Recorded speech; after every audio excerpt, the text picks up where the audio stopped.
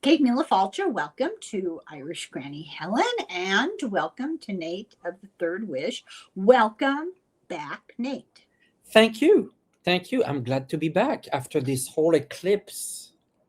I had nobody to argue with. It was awful. Okay, this is current events, and just for clarity's sake, I go through the news all week long looking for trends in current events. I'm not honing in on a specific person or, I'm looking for the big picture of an event. And it was easy this week. I saw so many articles about this. I couldn't believe it. Are you familiar with the term grief tech? No. Okay, so this is unbelievable. Remember about a year ago, I did a thing about people going to confession, and that they'd actually go into the confessional, but they'd be confessing to AI. Yeah. Okay. An AI booth. Yeah, an AI priest giving you Yeah. it's insanity. Do you prefer an AI priest or an AI nanny? Because those two things exist. Mm-hmm. I'm not going to argue. I'm not. Just the whole. I'll tell you what. I have a book coming up. You guys might want to read up on this. I cried when I read this book. And this is a combination of scientists, philosophers, astronauts, UFO researchers, physicists. It's a broad range of deep thinkers, and it scared the living what out of me. And that wasn't the intention, but I'm reading between the lines of what they're talking about. So grief tech, this is the lighthearted side of AI, where they create these companion bots to be your friend or to give you therapy or whatever. But in the grief industry, I can't believe I just said that. In the world of grief, so somebody you love dies, they now have the ability with AI to create a visual, like a video, and you can play it at the memorial, you can play it at the funeral, and it's the dead person talking to the crowd of mourners. And how do they do that? Well, they get information from either the person who's going to die, which would be a better thing to do. Yep. Or from the family, and they collect all this data, photographs, videos, recordings, letters, any information they can possibly get about the person. And using AI, they replicate the person, and the person either addresses the crowd at their own funeral or shows up at the reading of the will.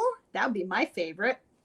There's a variety of things that they can do with this, but it raises all kinds of considerations. So very, very quickly, the ethical questions. What about consent? Did they ask this person before they died if they could do this? Because they're not just providing you with this visual facsimile of the dead person.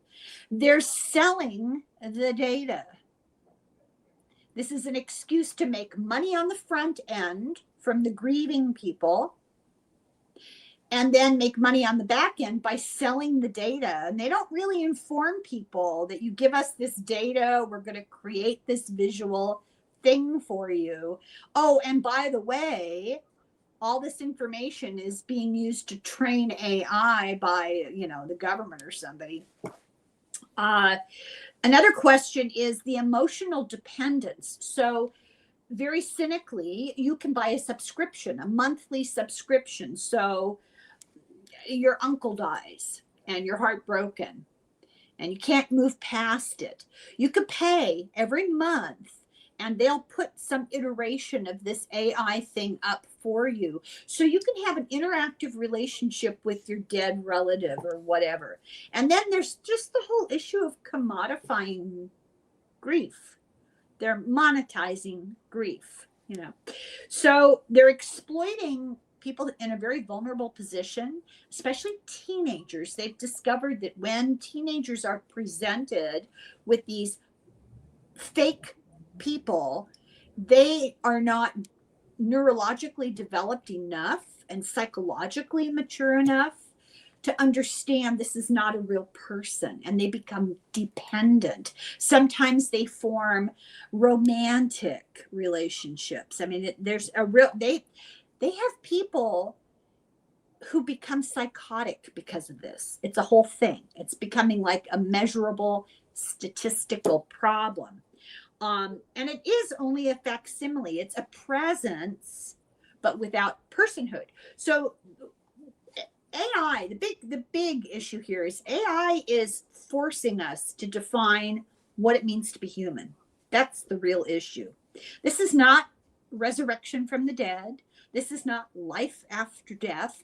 This is all phony. It's not a continuation of consciousness. So there are these companies. One is called Replica, spelled with a K. The other is called Seance AI. Are you creeped out yet? 30 million users so far. 30 million users, and they're paying to have a dead companion. And there are different tiers of involvement levels. You could pay more and more and more for more and more interaction, and they try to get you to create emotional bonds. So there was a big article about this in Psychology Today, and it was talking about the harm it does psychologically. It sounds, oh, well, how nice, you can see, one last goodbye, right? That's not what's happening here. They are preying upon people's loss and encouraging them to pay for continuing a relationship that's really not a real relationship anymore. And what they're doing is they're derailing the process of grief, because grief is part of a psychological process when you have somebody die. And a mentally healthy person is going to eventually achieve a level of acceptance. You resign yourself. This person is dead. They're gone. That was the past. Now we have to move forward.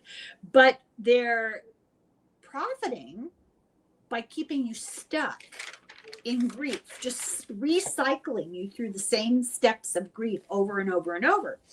Let's see here. So that's all I have about that. I just realized these notes are, my next set. But I guess my question is, would you want to engage in that? Would you want to pay for? To me, that just seems like you're fooling yourself. I don't understand the point. Do you? Explain it to me, Nate. Well, I can't see this being all bad. I definitely don't like the idea of preying upon people's loss and grief and all that. But I feel like I always look at why are certain things coming true or being created. Number one, as a society, we're doing a horrible job helping people with grief. I don't think this helps. Well, no, but yes and no, because if we were able to support people with grief, we wouldn't necessarily have those things. So that's number one. Number two, I feel like it makes sense. It's going to make sense for people to prepare more their departure, their funeral, their messages, their parting messages. And I wouldn't be against using AI with me to help me build a little bit of a message when I leave. I would love to do that. A video that where I control my own message. This is me speaking, but there's a background. There's, I'm not an artist. I'm not able to draw. If I want a little bit of a nice background behind me when I deliver a message for the people that come to my funeral, and AI can put it all together, I think, why not? Well, if you have a script in mind and Yes. you just want help setting the background, like your pillow Yes. back there, that's one thing, but that's not what we're talking about. Well, We're it goes different levels. And so once it gets to creating things would that have not been pre-approved by the person, that's a different story. Yeah, they're collecting all this random data about a person from family and friends, and they're creating a presentation using AI. The dead person did not plan it or organize it or determine what would be said out of his or her mouth. This is pretend, right? And they're doing it for profit on this end, getting money from the people to actually present something, and then more profit selling the data. Yeah, I get that. Um, I feel like it is a problem. I just wish that obviously this is talking about the vast majority of us who are struggling with grief. We all do to some degree, and nothing is done to help us. I don't see how it helps. Well, I'm not saying it does, Oh, but okay. then, but obviously it builds. It's it's a solution. It's a solution that I don't really approve of, but it's a solution because there's a need, and that need is not being resolved. So where are the real solution to help people with grief? They're very minimal. Well, people, I think most of us are in denial about death. And most people can't even go there. They can't think about it, talk about it, do anything about it. I personally have enormous problems with the way we handle death in this country. Um, I guess having taken care of dying people and seeing how families respond, it's shocking to me. Um, all of the attention and performative care happens after the person is dead. There's nobody to be seen until afterwards. And then there's this enormous industry, and it is an industry of caskets and flower urns and rooms to sit in and sob into Kleenex. And I don't understand the way that we handle death. I don't personally feel any comfort from it. I don't feel like I provide anybody any comfort going to it. I just don't understand the way we deal with it. It's just, to me, it's very much a process of denial. Or people will say, well, now they're in a better place. And this person was a big old crook, right? just, just very odd, very strange to me. Do you Well, want to be I buried with? feel Okay. that I feel like the best thing that I've come to personally to process grief was like a social media group where that I joined, and other people were having some of the same situation, passing of a parent, etc. And we were able to talk to one another, person to person. That was very comforting to me. Yeah, they have always had groups like that. People who've lost a child or people who've lost a Yeah, partner. Yeah, yeah.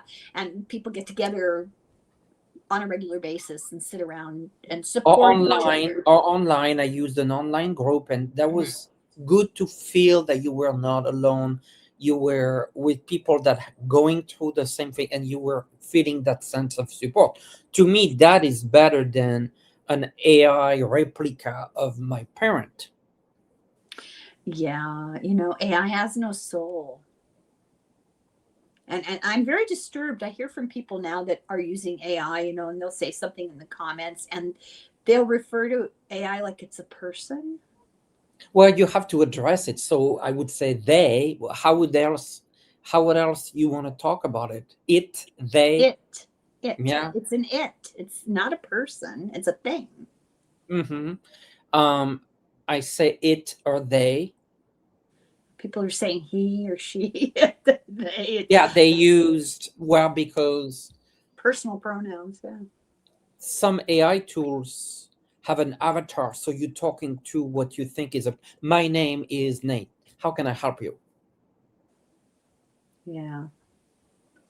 I knew you weren't real. It's just an avatar.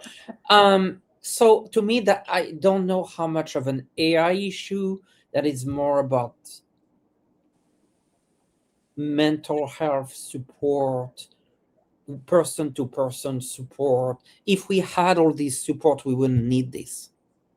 Yeah, I think it's a very cynical, opportunistic grab for money when people are really vulnerable.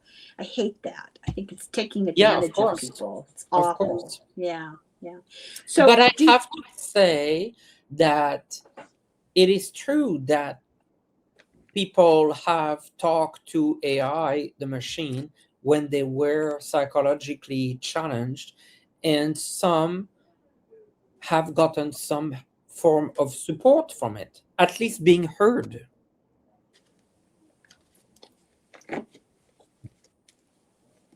well, why wouldn't you just talk to a person?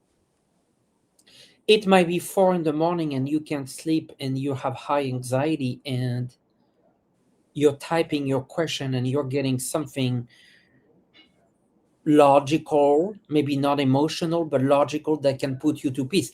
It's better than nothing. Well, there's not nothing. That's the thing, though. I think we're jumping into an embracing of this technology and replacing systems that are already in place. Which system? Hotlines.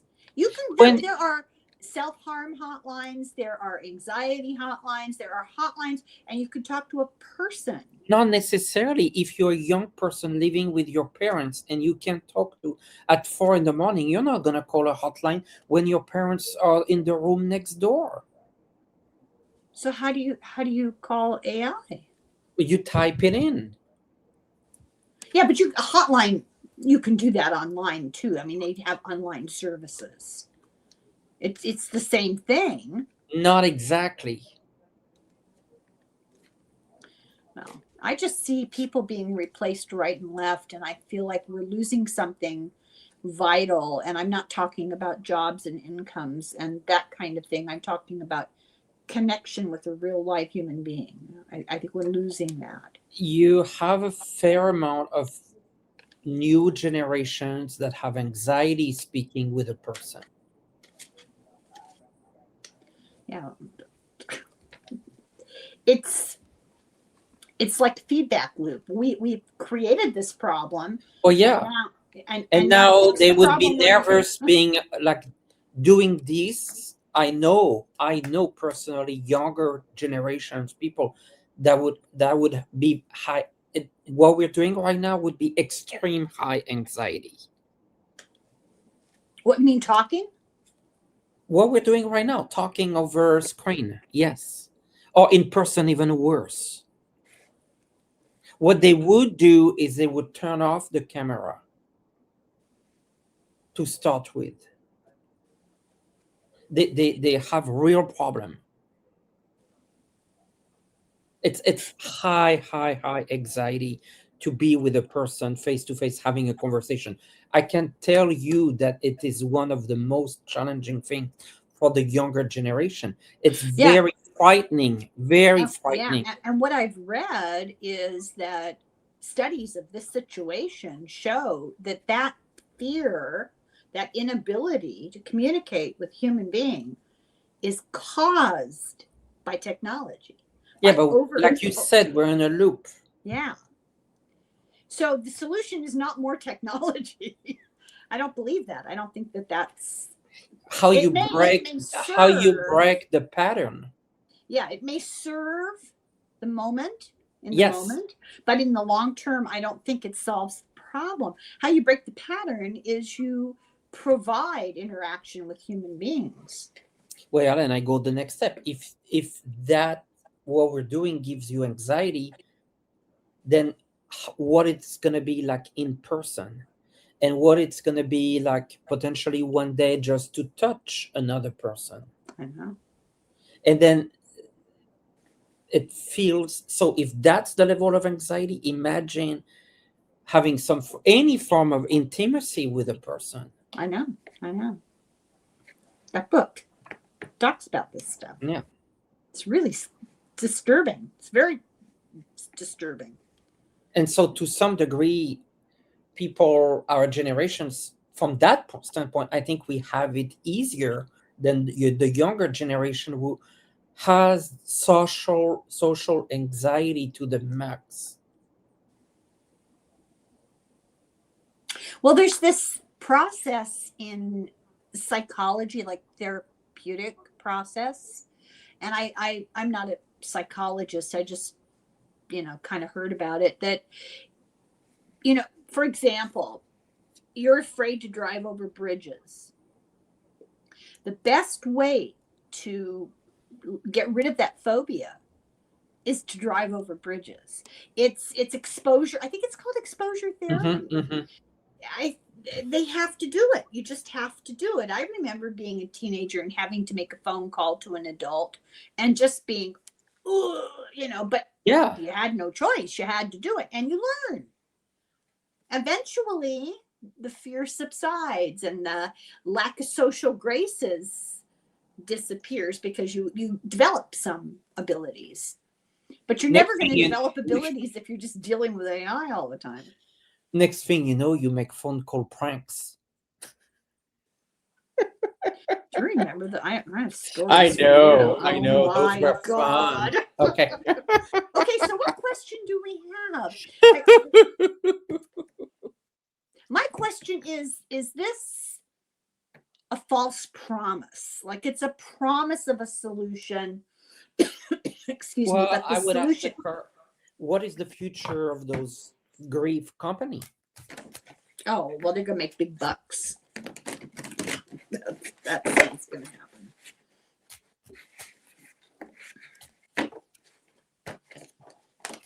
I think these cards grew.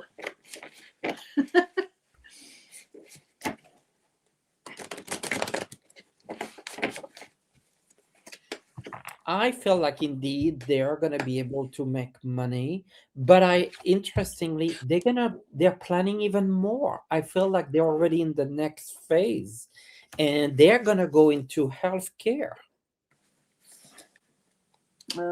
What is that card? I can't see. Oh, is that temperance? Yes, Temperance. they're gonna go into healthcare, not just grief, mental health, healthcare. Yes, remember in my show we talk about blood draw by AI.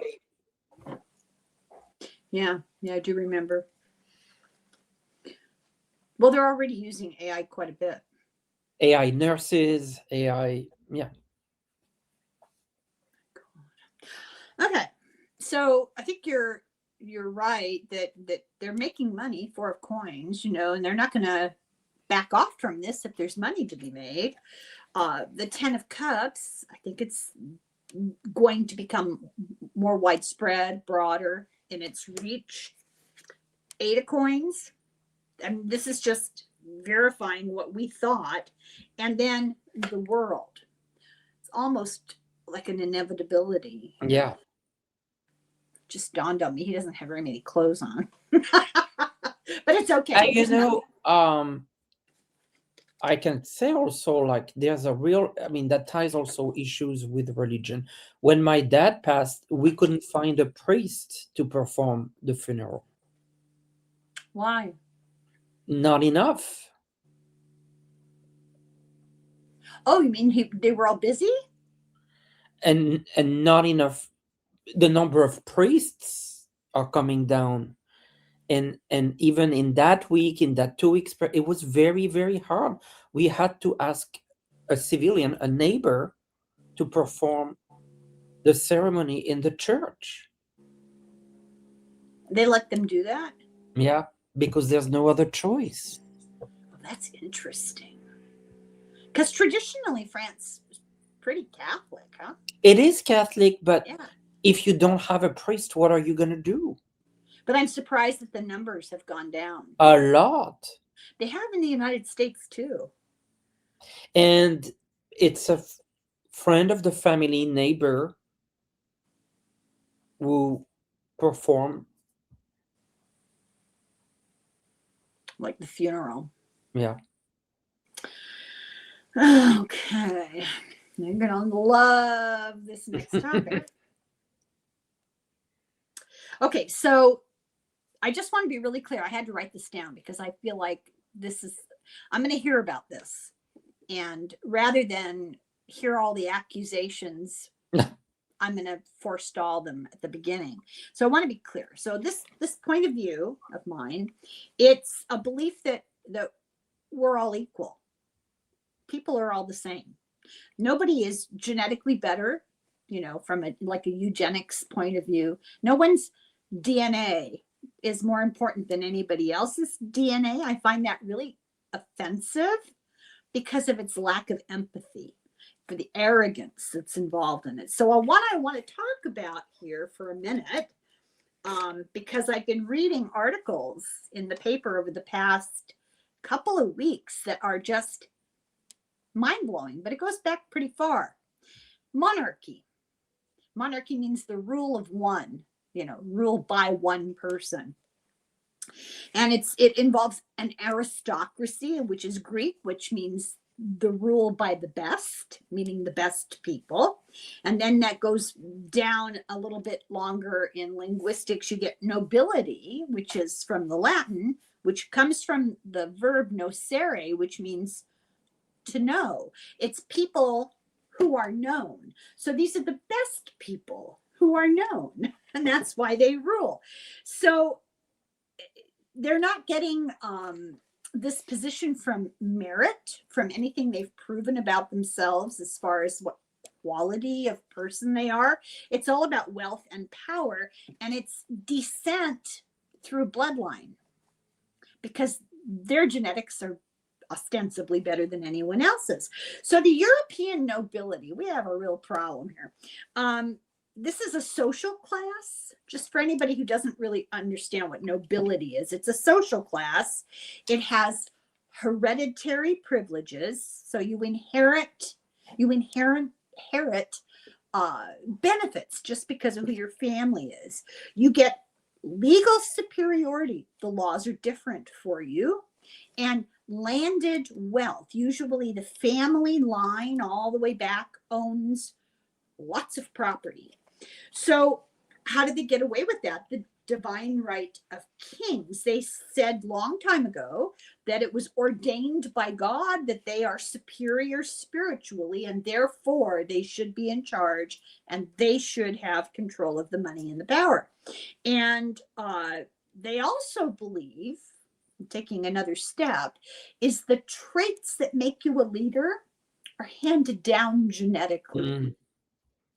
So the history is that very long time ago, some psychopath would take control and gather together, force men to fight for him. And the reward would be if you're in my army, if you join my crusade, I will reward you at the end with land and money, and I'll give you a title that makes you sound better than everybody else. So it hasn't been going very well in general. Commoners are people who don't have any rank, and in history, periodically they get sick of the situation because it's inherently unfair and inequitous, and they fight against it. So the 100 Years' War in France was exactly that in 1358. The Peasants' Revolt in England, same thing. The peasants' revolt in Hungary, the peasants' revolt in Germany, the peasants' revolt in Russia, the US Revolution, the American Colonies Revolution, the French Revolution, the February Revolution in 1917 that overthrew the Tsar of Russia. Ordinary people just have enough. Why should one family, by virtue of being in that family, get everything and the rest of us are scraping for bread, right? And recently, currently, it hasn't been going very well in Europe. Now, this is what I've been reading in the paper. You know that German word Schadenfreude? Mhm. Okay, so the English royalty. Now, the English royalty aren't English; they're German. They are from the family Saxe-Coburg-Gotha, and they changed their name at the outbreak of World War I because it was too German, since the Germans were the enemy. So they picked this name Windsor, which is a place, Oh. right? Yep. And then their cousins, who were the Battenbergs from Germany, they changed it to Mountbatten because it sounded more English. So just so we know who we're talking about here.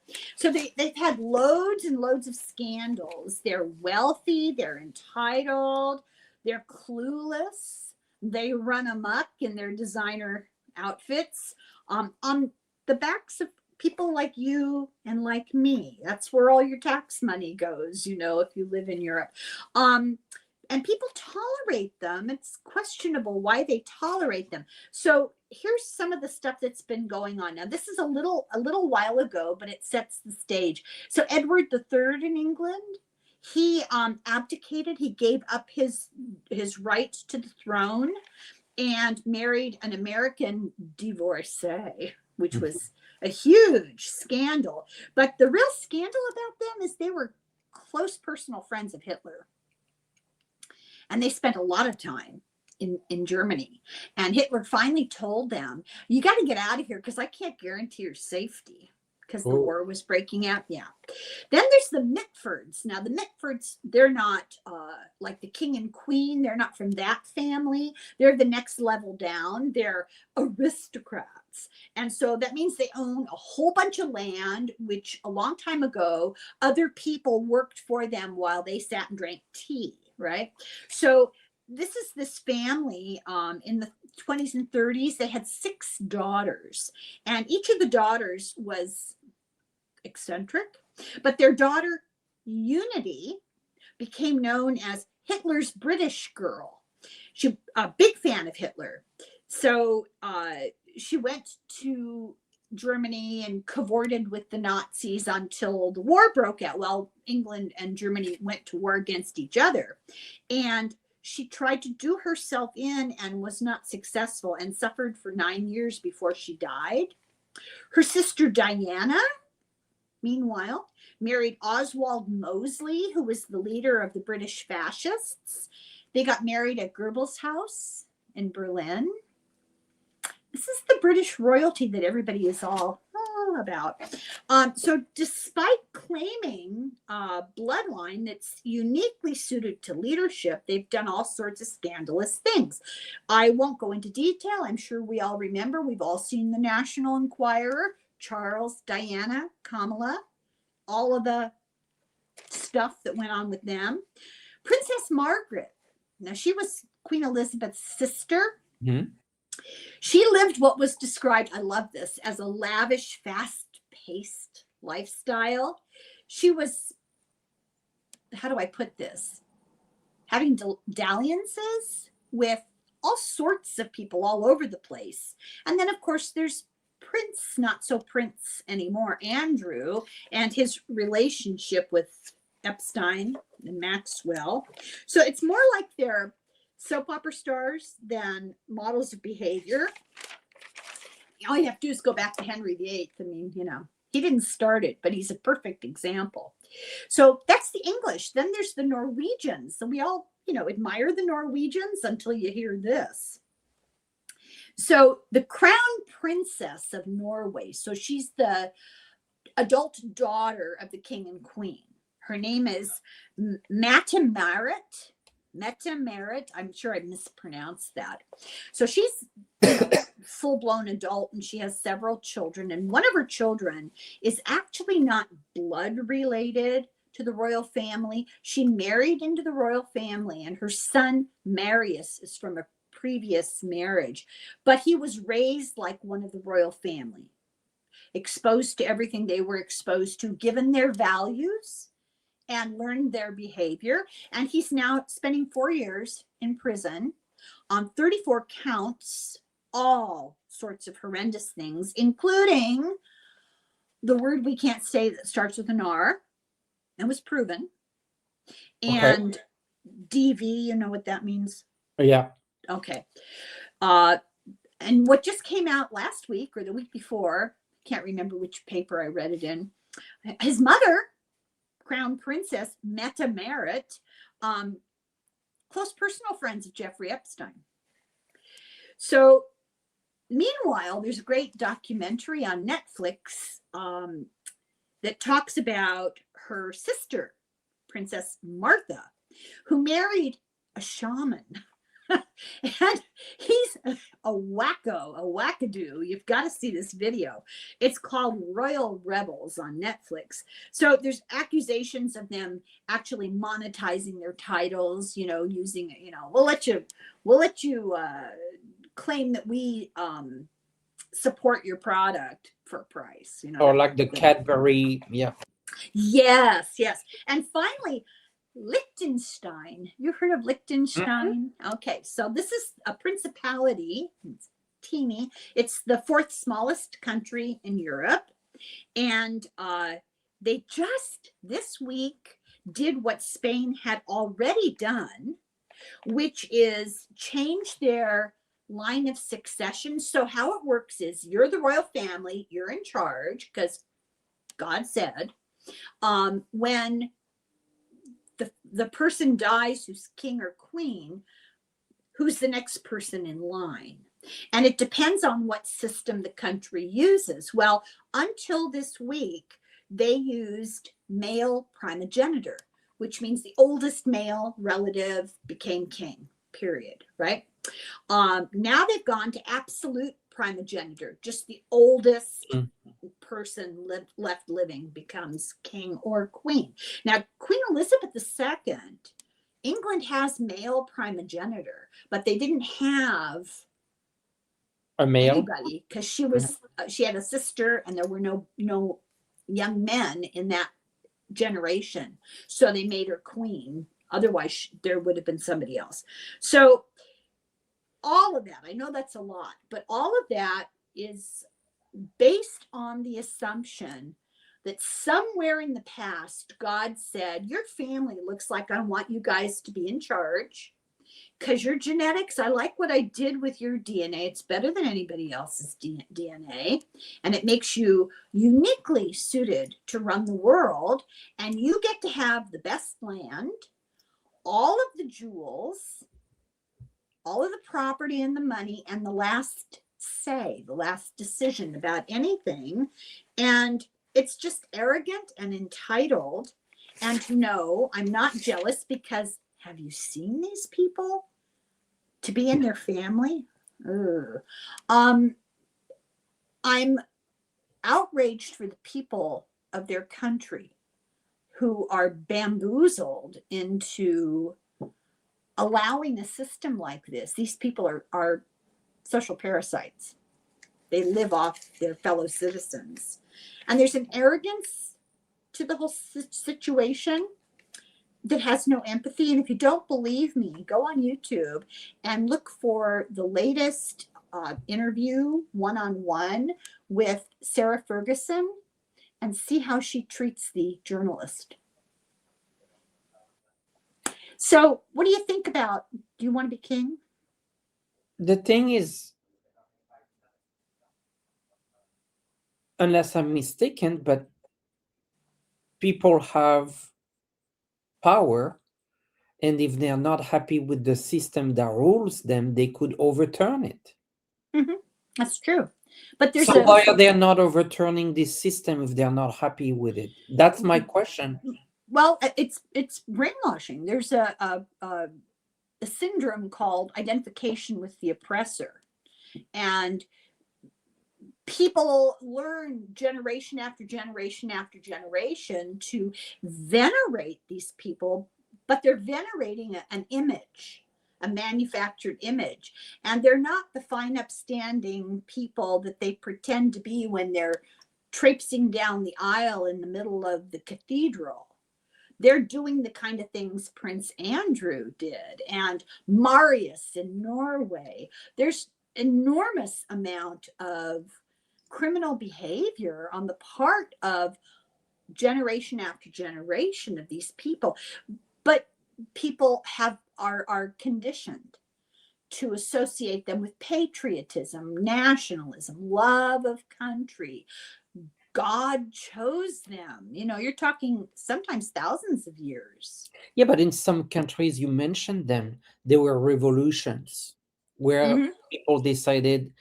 So, I mean, I I really believe that each population needs to do what's best for them. They have the mean to do a revolution. They have the mean through vote to change possibly the system in place. Then I think, that's on them. Well, I don't disagree with that. I don't disagree.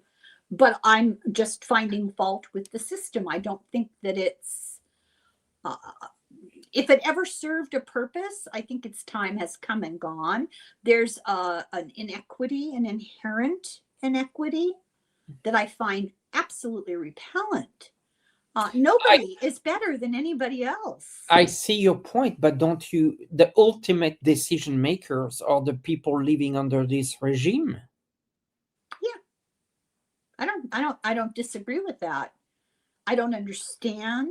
If they want to keep because they think it's important to them, then so be it. And the people that live there, if they're not happy with the system, then they can either choose to stay or leave their country to live under a different system. They are free. Oh, okay. Yeah, I thought you were going to continue. They No, are free. yeah, I don't disagree with that.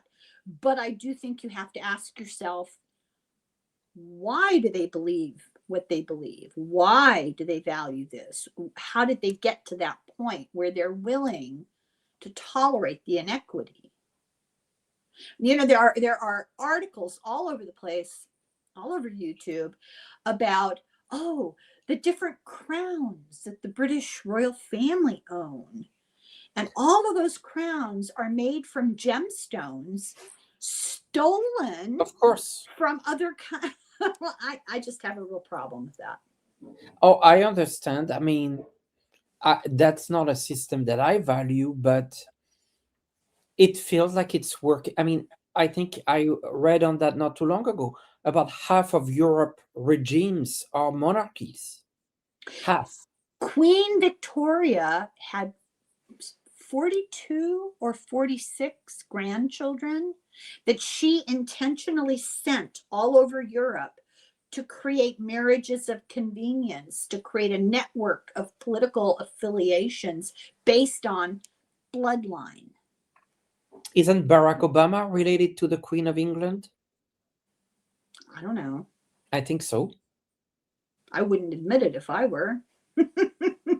I think so. I know it sounds so super strange, but No, it doesn't sound strange because the movement of populations, whether they wanted to be moved or not, yeah, and the activity of the English everywhere in the world, yeah, subjugating very people. active. Yeah, Yeah, it doesn't surprise me at all.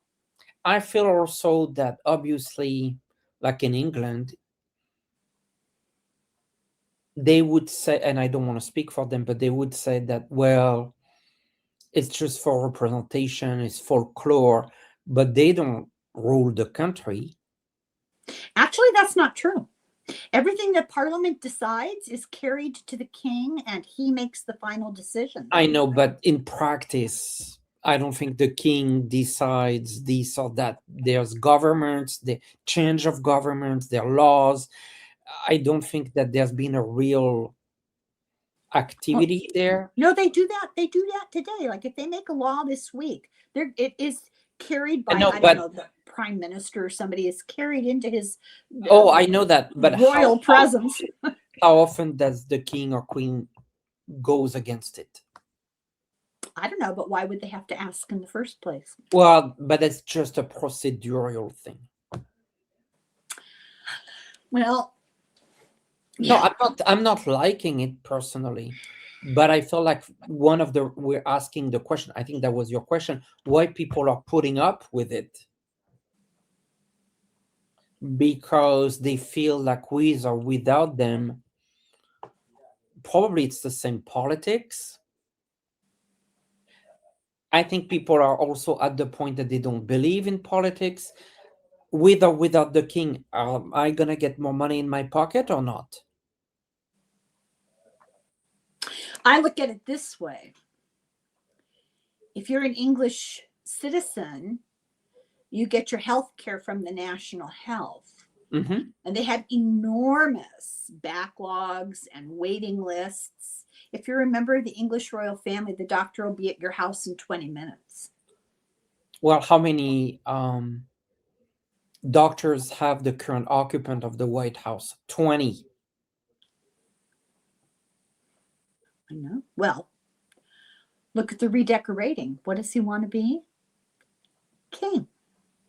So, again, that's not my cup of tea, but people are, Pardon the pun. I know, but people can decide, you know. Um, I'm biased. I come from a country where we did the revolution very early on. And I can tell you that we have a culture that people go in the street for whatever reason. I remember It's, the 60s. I remember Paris in the 60s. I mean, like, this is so for me, it's hard to understand when people don't go to the streets because that's just cultural and it has power to the people.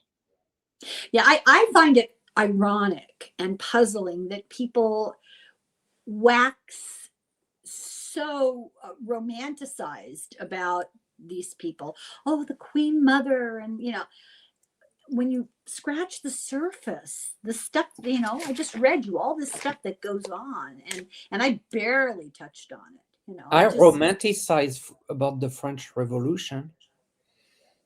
ooh, your middle name is Robespierre.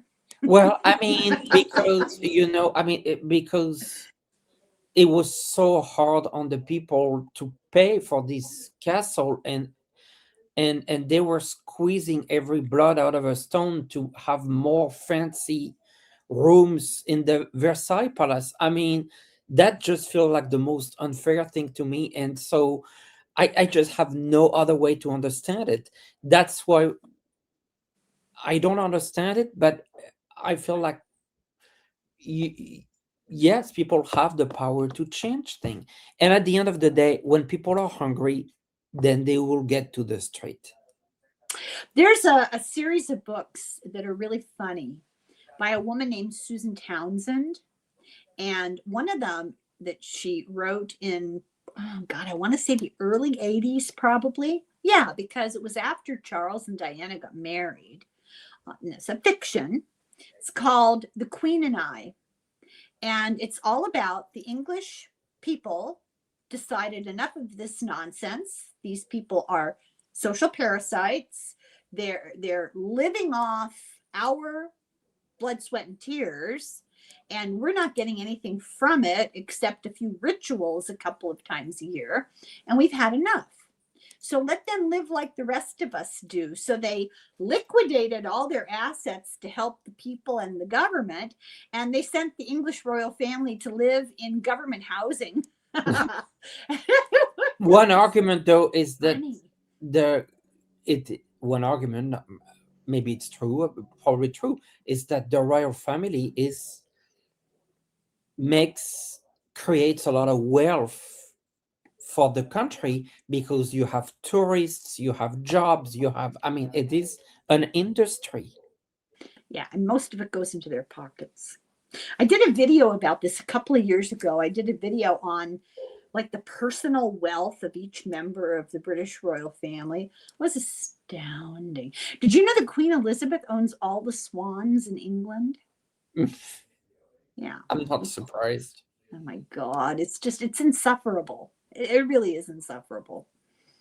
But I'm an egalitarian. I think there's nobody deemed by God or genetics to be better than anybody else.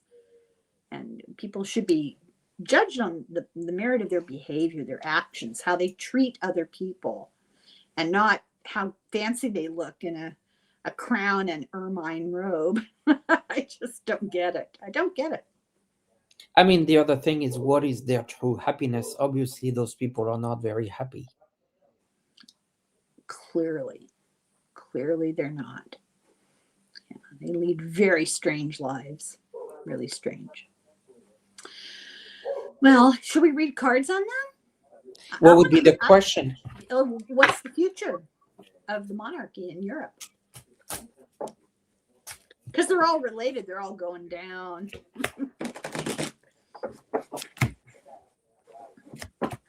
Oh. First card is the moon. So obviously lots of secrets, lots of things going on behind the scenes. Nine of Wands, they have to defend themselves, hold their position. Nine of Swords, a lot of fear and problems. That doesn't look very good.